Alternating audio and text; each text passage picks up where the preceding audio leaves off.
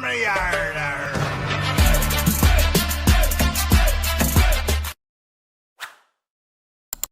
नमस्कार दोस्तों, मैं आपका दोस्त ब्रजमोहन सिंह अपने यूट्यूब चैनल बीबीएन ट्रेडिंग में आपका स्वागत करता हूं। ये वीडियो प्योरली एजुकेशन पर्पज से है। इसमें हम सीपीआर के 15 प्राइजेशन पैटर्न को इंट्राडे में समझते हैं और ये सीखते हैं कि किस तरह से हमें ट्रेड आइडेंटिफाई करने चाहिए और ट्रेड से किस तरह से आप रिस्क रिवॉर्ड रेशियो के हिसाब से अपना ट्रेड कैसे आइडेंटिफाई कर सकते हैं। इसमें हम तीनों चीज़ों को समझेंगे, रिस्क मैनेजमेंट, साइकोलॉजी और आप ट्रेड सेटअप। तो ट्रेड सेटअप के लिए हम सबसे पहले क्या है कि सीपीआर के 15 प्राइजेक्शन पैटर्न देख लेते हैं। ये नाम वाइज और स्ट्रक्चर वाइज दोनों तरफ से हम देखते हैं। ये है हमारे पास ओडी सेटअप, ये है पीपीटी सेटअप, ये है evening star, morning star, virgin CPR, OD rejection, green candle retracement, red candle retracement, M reversal, W reversal, pivot pressure trade और आपका green candle breakout, red candle breakout, gap up rejection, gap down rejection और CPR breakout. तो ये कुछ pattern हैं।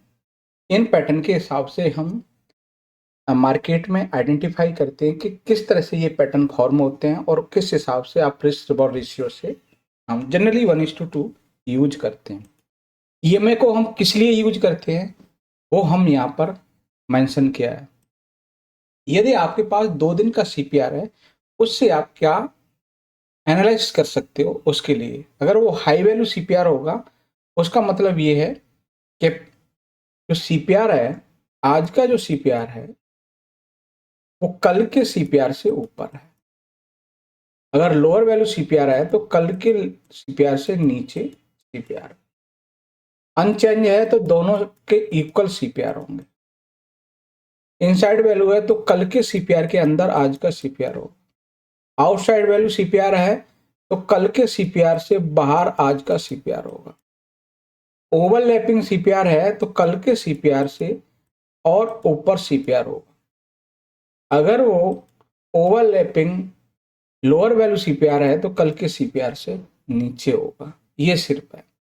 अगर ये हमने सीपीआर को समझ लिया तो उसका मतलब क्या है, अगर वो हाई वैल्यू है तो बुलिश है, लोअर वैल्यू है तो बेयरिश है, अनचेंज है तो साइडवेज है, इनसाइड वैल्यू है तो ट्रेंडी हो सकता है और ब्रेकआउट पॉसिबिलिटी बन सकती है, आउटसाइड है तो साइडवेज है, ओवरलैपिंग है। अगर ओवरलैपिंग हाई वैल्यू सीपीआर है तो बुलिश मॉडरेट मानेंगे, मतलब हल्का बुलिश मानेंगे। उसके बाद अगर वही आपका ओवरलैपिंग लोअर वैल्यू सीपीआर है तो हम मॉडरेट बियर्स मानेंगे। ये चीज हम समझते हैं। अगर हम बात, 2 चीजें होती हैं कि वाइड सीपीआर और नैरो सीपीआर। ये आपका अगर नैरो सीपीआर है तो हमें ट्रेंडी और ब्रेकआउट पॉसिबिलिटी मिल सकती है, और अगर वाइड सीपीआर है उस कंडीशन में आपको रेंज में रह सकता है, तो उसके लिए आप अलग अपना कोई स्ट्रेटेजी बना सकते हो। अब बात करते हैं साइकोलॉजी। ट्रेड सेटअप को समझ लिया, स्ट्रेटेजी को समझ लिया और रिस्क मैनेजमेंट। साइकोलॉजी का काम 50% होता है। साइकोलॉजी उस ट्रेड के बारे में आप क्या समझते हैं, उस ट्रेड के बारे में आपके माइंड पर, आपके इमोशंस पर क्या इफेक्ट पड़ता है, वो साइकोलॉजी में मेंशन होता है। अब आते हैं रिस्क मैनेजमेंट। रिस्क मैनेजमेंट है कि पर्टिकुलर उस ट्रेड में आपको कितना अमाउंट लगाना है, पर्टिकुलर उस अमाउंट पर कितना रिस्क लेना है, उसके हिसाब से हमारी कितनी पॉसिबिलिटी बनती है ट्रेड में, विनिंग पॉसिबिलिटी क्या होती है और उसमें फेलियर क्या होते हैं, उस चीज को ध्यान में रखते हुए हम ये करें। अब बात करते हैं स्टॉप लॉस की। स्टॉप लॉस और टारगेट। स्टॉप लॉस किस तरह से मेंशन करते हैं, क्या करते हैं, कहाँ लगाते हैं, वो चीज यहाँ पर मेंशन। अब बात करते हैं कि जो भी आप ट्रेड ले रहे हो उस ट्रेड को नोट करके ट्रेडिंग जनरल बनाते हैं। उससे हम ये एनालिसिस करते हैं कि हमने किस किस तरह से ट्रेड लिया और उस ट्रेड में क्या क्या आपके सेटअप थे, उन सेटअप के हिसाब से आपने ट्रेड लिया। फिर करते हैं हमारे इमोशंस, क्या चीज हमें डिसिप्लिन में रखती हैं और क्या चीज हमें अवॉइड करनी है। फिर उसके बाद आता है आपको, जब हम डिसिप्लिन में होते हैं तो किस चीज पर आपको कॉन्फिडेंस आता है, और किन चीज़ों को आपको पेशेंस रखना होता है और आपको फोमो से दूर रहना होता है। इन सब में पोजीशन साइजिंग का बहुत बड़ा इंपॉर्टेंट है कि आप जो पोजीशन साइजिंग ले रहे हो उसमें आप रिस्क को मैनेज करते हुए आप आगे बढ़ रहे हो। फिर आते हैं ट्रेडिंग प्रोबेबिलिटी कि उस जो सेटअप हमने लिया है उसकी कितनी प्रोबेबिलिटी है। अगर वो 50% प्रोबेबिलिटी है तो हमें रिस्क रिवॉर्ड के हिसाब से आपको वो एंड पे प्रॉफिटेबल बना सकता है। फिर हमें कौन कौन से रूल ऐसे हैं जो हमें रिस्क मैनेजमेंट को ध्यान में रखते हुए अपने ध्यान में रखने होते हैं।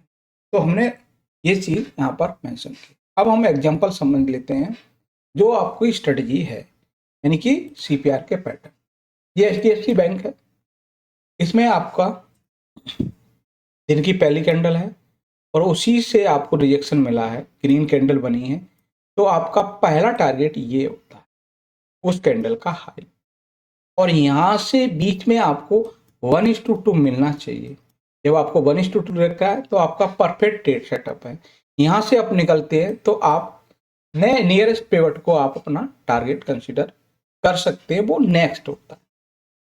उसके बाद है नेक्स्ट है वो है हमारे पास इंडसइंड बैंक। आज सारा कुछ पॉजिटिव रहा और इंडसइंड बैंक में नेगेटिव पैटर्न बना, तो हम पैटर्न को तरजीह भी देंगे। पैटर्न के हिसाब से आपको पीपीटी सेटअप बना, यहाँ आपको एंट्री मिलती है, ये हाई का एसएल होता है और 1:2 आपका यहाँ होता है। लेटर ऑन ये आपको टारगेट मिला। उसके बाद नेक्स्ट है वो है बजाज फिनसर्व। बजाज फिनसर्व में ओडी सेटअप बना है क्योंकि हम ग्रीन कैंडल कल के हाई के ऊपर क्लोजिंग करके क्लोजिंग पर एंट्री रहेगी। लो के एसएल के हिसाब से 1:2 आप टारगेट रख सकते हो। 1:2 इसमें टारगेट देखने को मिला। उसके बाद नेक्स्ट है बजाज फाइनेंस।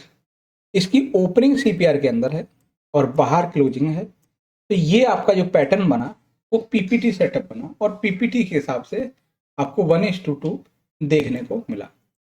नेक्स्ट था अडानी पोर्ट, इसमें भी पीपीटी था और पीपीटी के हिसाब से इसमें भी आपको ट्रेड सेटअप बना और उससे ऐसा परफेक्ट रिस्क रिवॉर्ड रेशियो से आपको मिला। उसके बाद है हमारे पास आईआईएफएल फाइनेंस, इसमें भी पीपीटी सेटअप के हिसाब से आपको ट्रेड देखने को मिला और 1:2 बड़े आसानी से मिला। इसके बाद हम बात करें ग्रासिम, उसमें भी आपको पीपीटी था। गोदरेज प्रॉपर्टी, इसमें भी आपको पीपीटी सेटअप रहा। कैनरा बैंक, इसमें भी पीपीटी सेटअप था। सीएससी पावर, यानी कि इसमें भी आपको पीपीटी सेटअप के हिसाब से मिला। इन लास्ट में आपको ओडी सेटअप बना, वो भी पेटीएम में। तो उसमें भी हम सब चीज में क्या है, ये जितने भी पैटर्न है उस पैटर्न के आधार पर आपको ट्रेड आइडेंटिफाई करनी है कि कौन सा प्रीवियस डे हाई के पास है, कौन सा प्रीवियस डे लो के पास है। अगर वो हाई के पास होगा तो क्या कौन सा पैटर्न होगा, लो के पास होगा तो कौन सा पैटर्न होगा। अगर वो ग्रीन कैंडल से रिट्रेस मिल रहा है तो उसका पैटर्न कौन सा, रेड कैंडल से रिट्रेस होता है, ऐसे green candle breakout, red candle breakout. अब उसका स्ट्रक्चर एम टाइप का है कि डब्ल्यू टाइप का है। इस तरह से हम इन पैटर्नों को माइंड में फ्री माइंड में रखते हुए हमें अपनी एनालिसिस को स्पीड से तैयार करनी होती है और उसके हिसाब से हमें ट्रेड आइडेंटिफाई करनी होती है। तो वीडियो अच्छा लगे लाइक शेयर कमेंट्स और चैनल को सब्सक्राइब करें। नमस्कार साथियों।